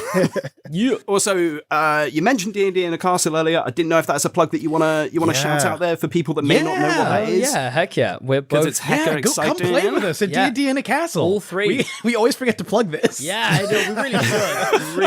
We really should. We really should. A big event. Yeah. Yeah. But all 3 of us are going to be at D&D the Castle in October. We're there for the final 2 rounds. I will be DMing the first of those 2 rounds, which I believe is round 7, and Jeremy will be DMing on round 8. But then the other 2 of us will be floating around as NPCs and running one-shots, etc. So you'll get the chance to play with all 3 Black Halflings, and probably all 3 of us at the same time at one point or another over the course of the 3 days. And I think it is going to be in a castle. In a castle. And A very nice castle. it's a very, very lovely Archery castle. and stuff like that as Yeah, well. there's archery, There's other things that people can do. throwing, Yeah. Cool. They have birds of prey. They bring various raptors there that you can have. You get to put on the glove and get to hold the the owls, the eagles, the falcons, etc. So cool. And honestly, I'd like be a wizard. my favorite part is like you're just in a cool castle, get to go up to the cool castle bar, get yourself a whiskey, sit in a castle, drink a whiskey by a fire at the end of the night after you just had like some epic D&D session, and you're kind of coming down off of that high and just get to sit there with really awesome other DMs. Like, I'm pretty sure the McElroys will be there. I think the McElroys, specifically Travis, Travis and Clint are both going to be there for both of our. Oh my god! We'll get to hang out with those guys, which would be cool. D&D royalty. I do apologize, Sam, for sort of like name dropping in the middle of the episode. Like I was going to say, my mind is all over the wall behind me. My brain exploded. Yeah. But yeah, guys, this has been so much fun. I've loved every second of it, and thank you for giving so much joy and chat about not just this series but D&D in general. And yeah, it's been an absolute blast. Thank you very much for being here. No, thank you so much. Part of it. Really appreciate it. Yeah, thank you for having us. Yeah, it's been a blast. I'm sure they would say anytime, but I'm sure David will be chatting to you immediately after this about when you're going to play tomorrow, I guess. Yep, David's calling me right now. I'm going to have to go, guys. Sorry, David's just calling me. 2 seconds. Yes, yeah, David. Just want to check up on those underwater mechanics. Guys, there's only one more thing to say. If you guys are ready. Okay, ready? Okay. Anon, Shire folks! Anon! non-shire folk. That's just a little nod to Liv, non-shire who folk. likes to I sing it. pluralized. God damn it. Shire folks. Folks. Shire folks. On one future episode, I will pluralize just for you. Thank you so much. Shire long, was the shire sound. folks. So's longs. So long. Or maybe we'll say a so long for now. Yeah.